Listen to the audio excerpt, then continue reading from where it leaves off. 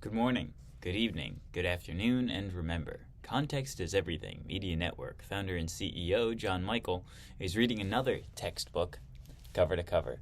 This textbook here is Pioneers and Patriots from 1940, year 1940, 40, before World War II, Catholic school textbook, I'm going to guess for 5th grade, 4th grade, American history. Here we're on Chapter 6, The Birth of Our Nation. Chapter 6, Section 7. Forming a Government. How the United States came into being. Each of the 13 colonies had now become a state.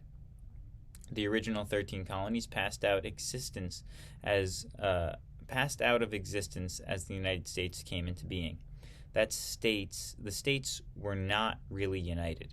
They acted like 13 little nations. Each one was jealous of the other. Sometimes one state made laws that would hurt another state.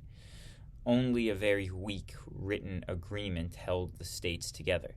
This agreement was called the Articles of the Confederation. A confederation is a union. The union is 13 states under the Articles of Confederation was weak. Congress had no power. This was indeed a most dangerous time. Wise men saw that something must be done if the nation was to hold together. These wise men saw that some things were very necessary. 1. A strong government was needed. 2. Congress must be given certain powers. 3. A set of written laws must be made. 4.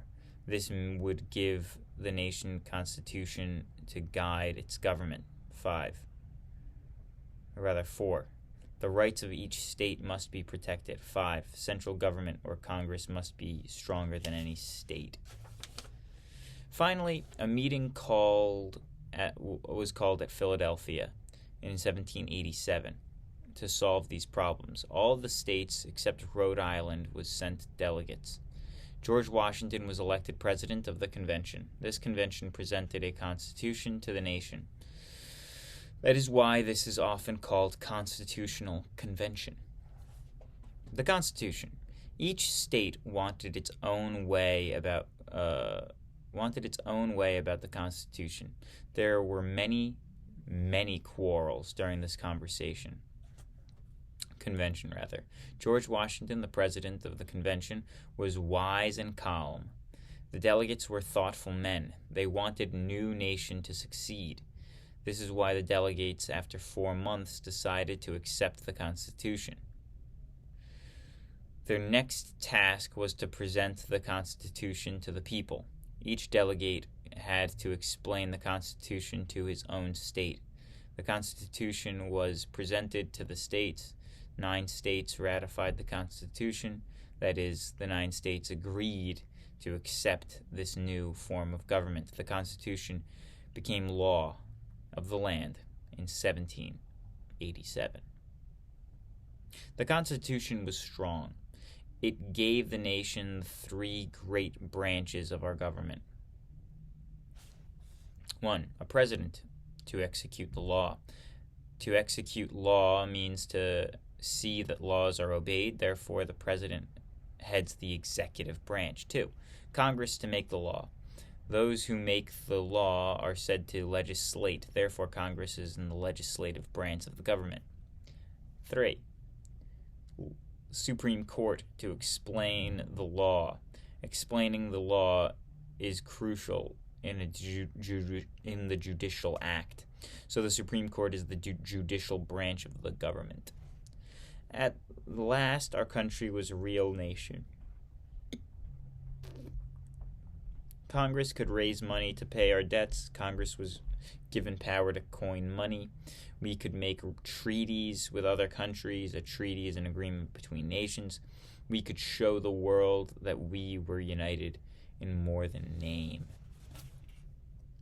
Choosing our first president. There was no trouble in choosing president. Americans thought of only one man. Every vote was cast for George Washington. Of Virginia, John Adams of Massachusetts was elected the vice president. Washington had been living the happy life of a farmer for 2 years.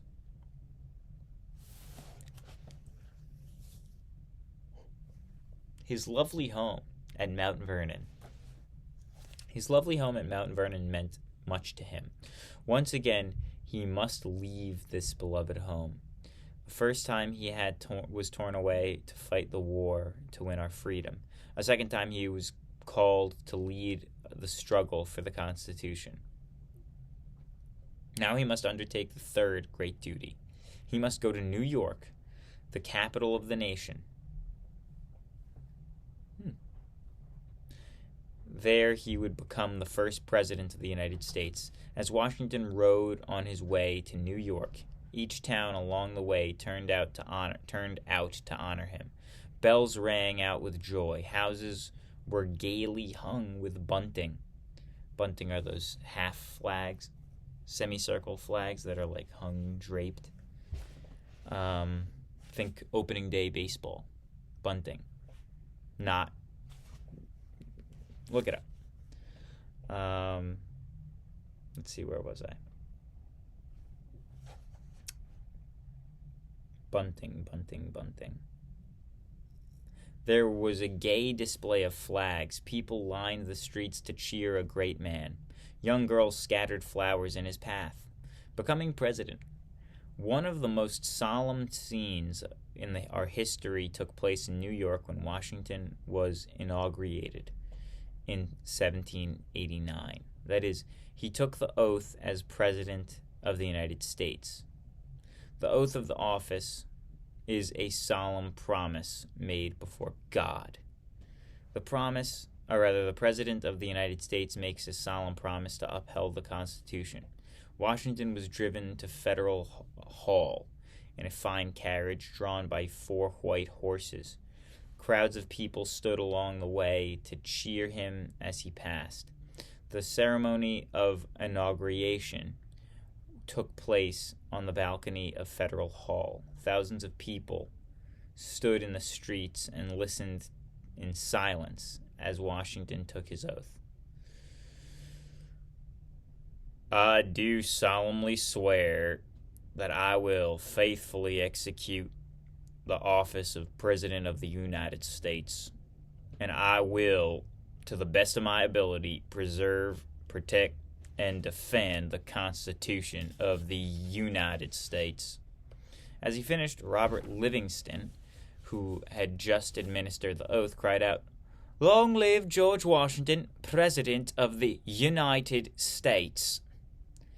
The people, as shown in the picture, took up a joyful cry. They were thankful that there was a president to govern the United States, and they were also thankful that the president was George Washington.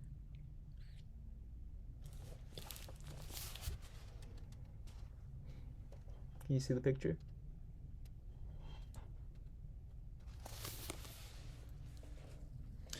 Washington's cabinet. Washington asked some good men to enter his cabinet.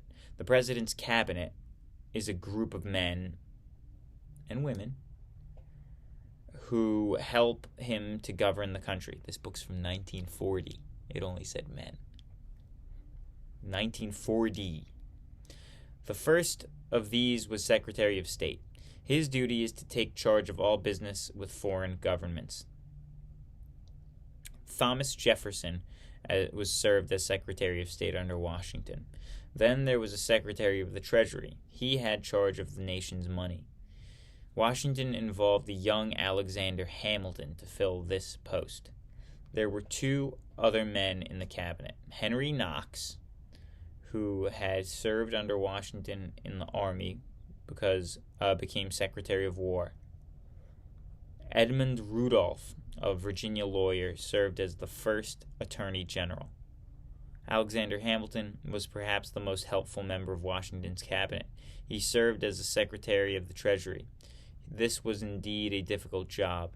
There was no money in the nation's treasury. Hamilton's first task was to plan ways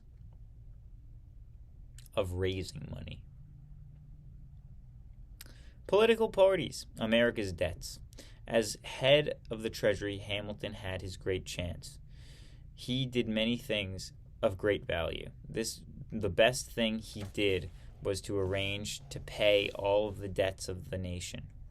There were plenty of debts. During the Revolutionary War, Congress had borrowed whenever possible. France, Holland, and Spain had loaned money. Wealthy citizens had loaned all the money they could spare. The army had taken supplies without money to pay for them. Even the soldiers had not been paid in full. Our money became worth very little.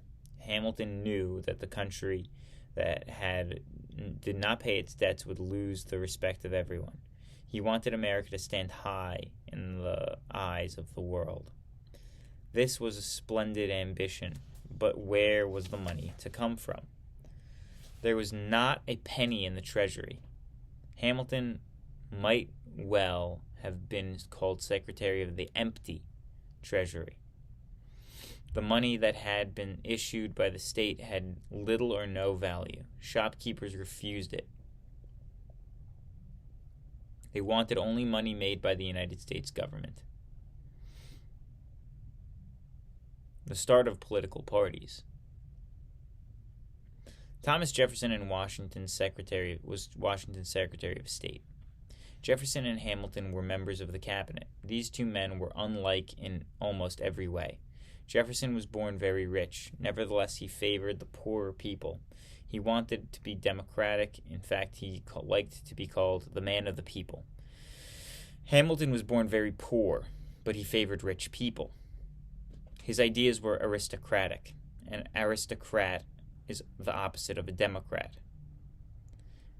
Hamilton wanted a strong central government. He did not believe that states should be given much power.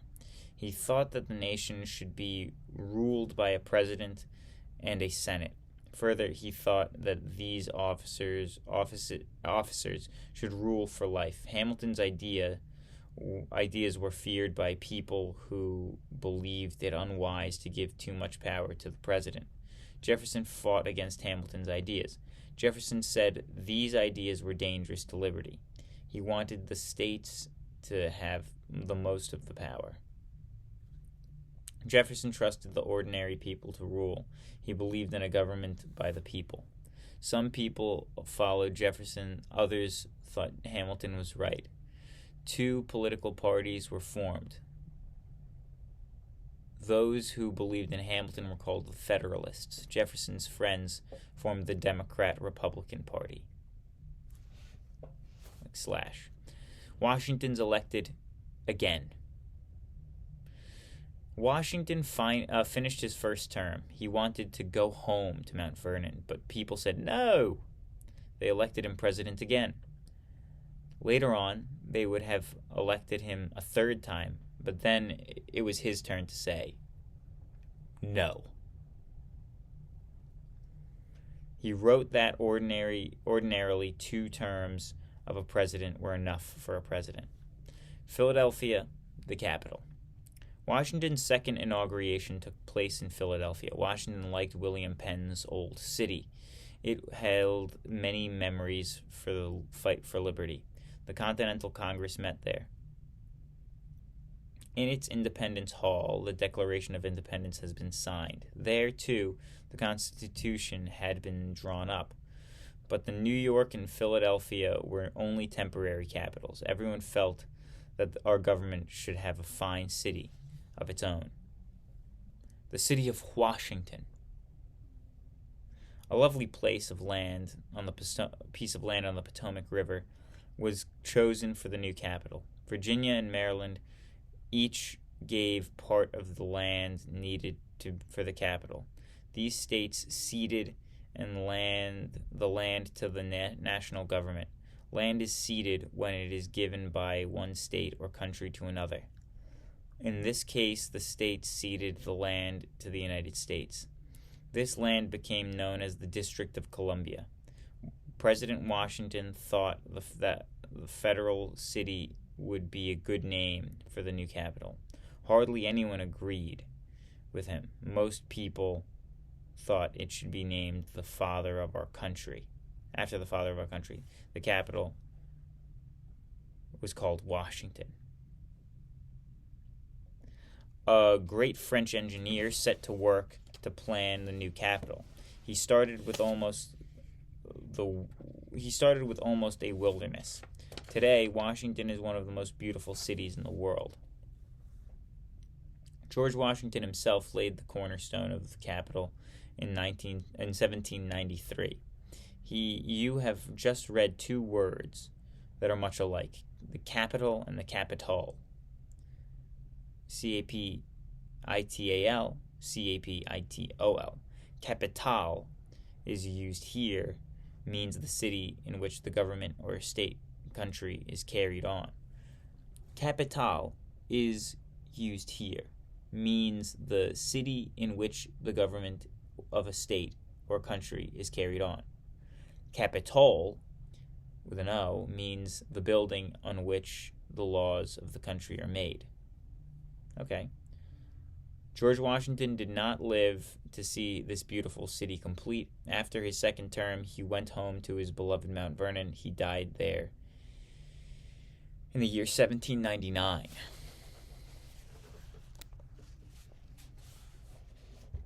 Man of ideals. The city of Washington is a lasting monument to the greatest of Americans. Even if there were no city named for him, George Washington would always be remembered. He was truly great and truly good. Perhaps there is an explanation for his splendid character and noble soul.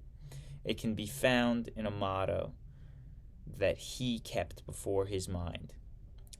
Labor to keep alive in thy breast that little spark of celestial fire called conscience. That's it. God bless. Goodbye.